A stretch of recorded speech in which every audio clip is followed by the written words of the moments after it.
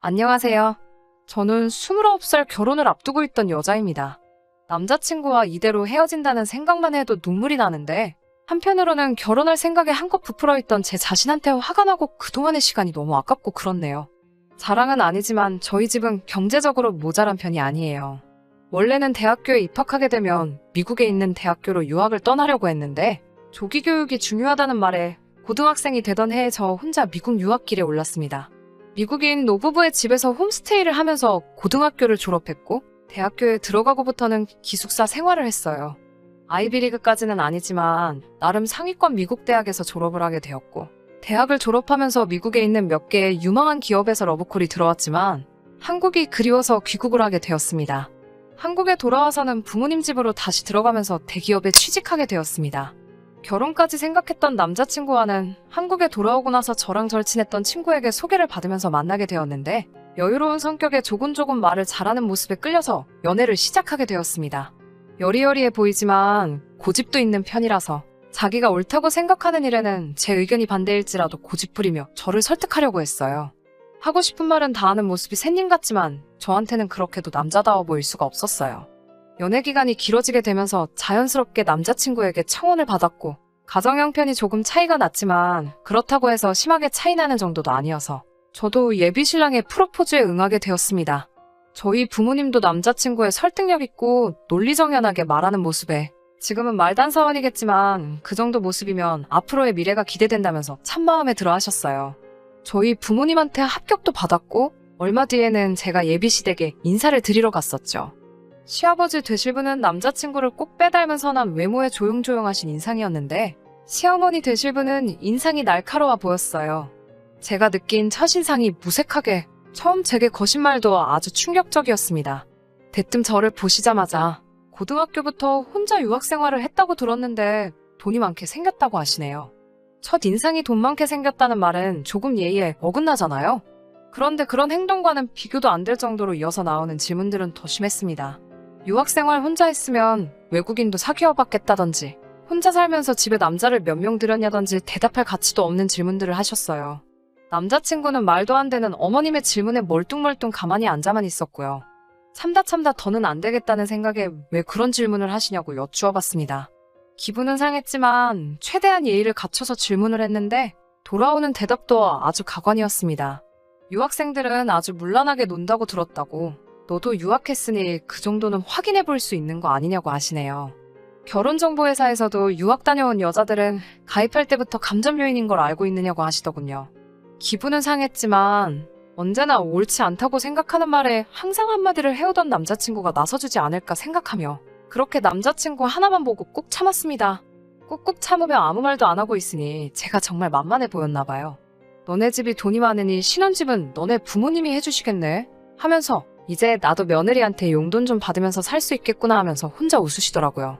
아버님은 옆에서 쓴웃음만 짓고 있고, 남자친구는 그 와중에도 말 한마디 안 하고 밥만 처먹고 있었어요. 그런 거는 아직 양가상견례도 끝나지 않았는데 지금 정하기에는 조금 그렇지 않냐고 반박을 했더니 어른이 말하는데 말대꾸를 한다며 혀를 차시더군요. 그때까지 옆에서 같이 밥 먹고 있던 남자친구의 누나. 그러니까 저에게는 시누이가 될 사람도 끝까지 조용히 한마디도 없다가 엄마, 쟤 외국 살다 왔대잖아. 아직 잘 모르는 것 같으니까 엄마가 좀 끼고 가르쳐야겠다. 배울 게 한참 많아 보이네. 라고 얄밉게 한마디 거들더라고요. 남자친구랑 아버님은 그냥 그 상황을 앉아서 보고만 있었고요.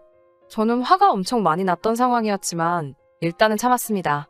식사 자리가 끝나고 자리에서 일어나는데 어머님이 남자친구한테 우리 귀한 아들 어떻게 장가를 보내냐. 정말 눈물이 다 나네라고 하시는데, 저도 우리 집에서 귀하게 자란 딸인데 저를 앞에 두고 어떻게 그런 말을 하실 수 있는가 싶더라고요.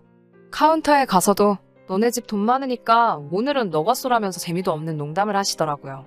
여태까지 보여준 태도의 농담인지 진담인지 모르겠어서 우물쭈물하고 있으니 그래도 아버님께서 그 정도 했으면 됐다고 하시며 식사 계산은 하셨습니다. 앞으로 며느리가 될지도 모르는 저한테 돈 10만 원이 아까워서 안절부절 못하는 모습에 크게 실망을 했어요. 남자친구 가족들은 콜택시를 불러서 기다리고 있었고, 저는 남자친구와 둘이 뒤에서 따로 서 있었는데 그 짧은 시간 동안 아주 시어머니 되실 분과 신우 될 사람한테 호되게 당한 제 걱정은 하지도 않더군요. 오히려 시간도 애매한데 이제 뭐하러 갈까? 하고 물어보면서 핸드폰으로 동네 모텔을 검색하는 모습을 보니 결혼은커녕 여태까지 이런 놈하고 만났다는 생각에 화가 머리끝까지 나더라고요. 아무 말도 안 하고 가만히 있다가는 화병이 날 것 같아서 남자친구 가족들 앞에 있는 건 상관도 하지 않고 남자친구한테 야, 이 등신아 라고 소리를 고래고래 지르면서 참아왔던 걸 한 번에 다 뿜어버렸어요. 너는 얼마나 순수하게 살아왔길래 부모님 앞에다 두고 모텔을 검색하고 있어? 우리 집 돈 많으니까 신혼집 해올게. 대신 너는 앞으로 내 앞에 넙죽 기어서 살아. 너네 엄마가 나 만나는 날만 기다리고 있다더니 이게 그런 뜻이었어? 식충이같이 밥만 처먹고 그 말 잘하던 주둥이로 밥 먹는 거밖에 할 줄 모르지. 하고 소리를 빽빽 질렀어요. 그리고 남자친구 손에 들려있던 남자친구 가족들 준다고 준비했던 선물이 담긴 쇼핑백을 다 낚아채버렸습니다.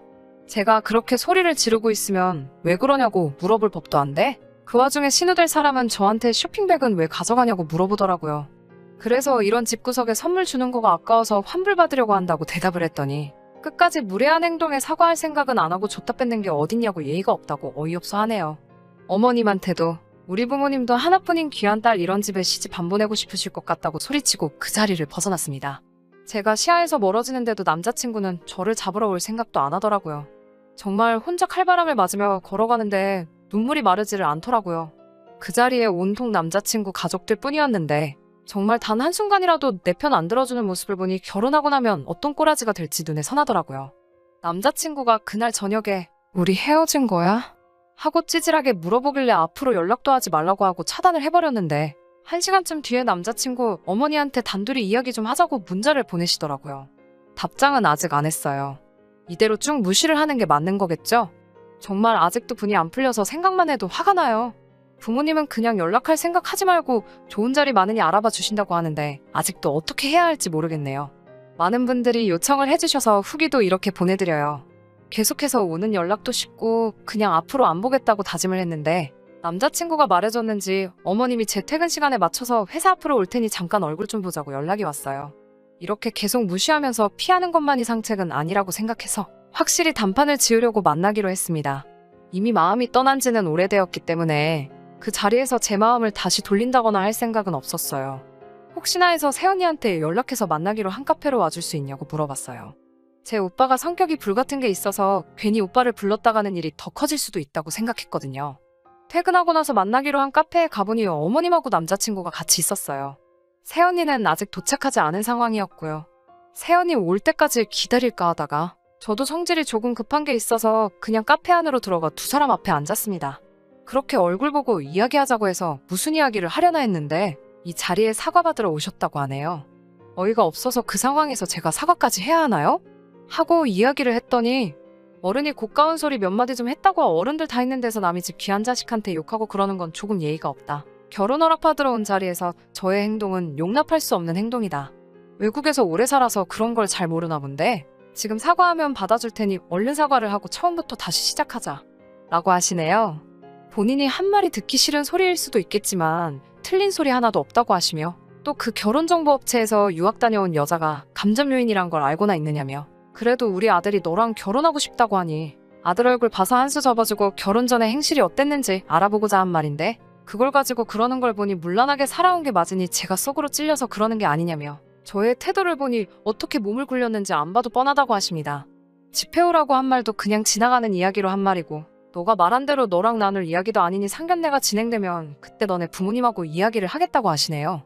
단 한 개의 사과도 없이 제 행동을 하나하나 지적해가며 이건 제가 이래서 잘못했네. 저래서 잘못했네 하며 저보고 사과를 하라고 강요하는 모습에 머리 빠져서 한마디도 대꾸하지 않고 무슨 이야기를 하는 건가 듣기만 했네요. 남자친구가 고집안 꺾고 어떻게든 저를 설득시키려 했던 장정 같던 모습이 어디서 배워먹은 성격인지 단번에 알겠더라고요. 그 말을 다 들으니 정말 마음 한구석에 남자친구에게 남아있던 정내미마저 뚝 떨어지게 해주셨어요. 차라리 이런 식으로 나오니 저는 오히려 더 고마웠습니다. 저도 이제 말 가려서 할 필요가 없으니 그 아줌마를 향해서 한마디 마음에 아껴놓았던 말을 시작했습니다. 우리 집 잘 사는 거 맞아요. 집이며 참여 혼수에 예단까지 원하는 대로 다 해올 수 있습니다. 라고 말을 먼저 시작했습니다. 집에 차까지 해온다는 말에 아줌마는 이어질 말은 생각도 안 하고 기분이 좋아졌는지 그거는 어른들끼리 만나서 천천히 이야기해야 맞지 라고 하면서 싱글벙글 표정을 숨기지 못하겠더라고요. 그 반응에 저는 하지만 우리 부모님 만날 일은 앞으로 없을 테니 집이면 원하는 거 전부 다 해올 수 있는 며느리는 다른 데서 찾으셔야겠다고 말해줬어요.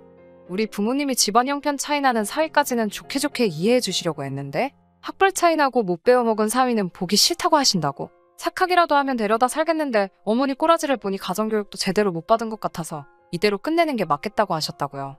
사과를 할 건 제가 아니고 그날 무례한 질문을 한 아줌마가 저한테 사과를 하는 게 맞고 이런 말 하려고 부른 거면 피차 서로 시간 낭비한 것 같으니 저는 이만 돌아가 보겠다고 했어요. 한참 실랑이를 하면서 언성이 높아지기는 했지만 별다른 사건은 없었습니다. 남자친구는 어느 쪽 편을 들어야 할지 몰라서 가만히 있었다고 하네요. 어머님이랑 저랑 실랑이 하는 중간에 남자친구가 저랑 헤어지기 싫다고 그냥 어머니한테 사과드리고 처음부터 새로 시작하자고 하는데 어이가 없어서 헛소리하지 말라고 쏘아붙이고 자리에서 일어나 버렸습니다. 그랬더니 아줌마가 저한테 결혼이 장난이냐고 이렇게 별것도 아닌 걸로 삐쳐서 헤어질 거였으면 애초에 결혼한다고 인사는 왜 왔냐고 제가 이제 엎드려 빌어도 우리 아들이랑은 더 이상 만나지 못하게 할 거라며 더는 연락하지 말라고 하더라고요. 그 말에 남자친구를 향해서 들었지? 찌질하게 밤마다 연락해서 매달리지 마.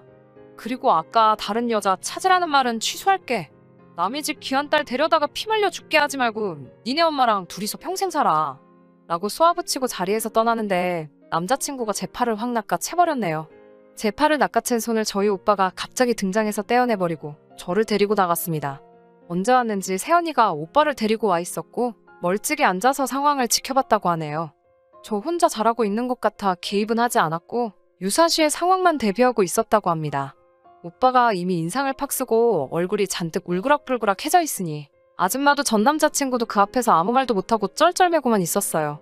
하고 싶은 말도 다 했는데 아무 말도 못하는 두 사람 그런 꼬라지를 보니 이젠 눈물도 안 나고 오히려 속이 다 후련하고 통쾌하더라고요.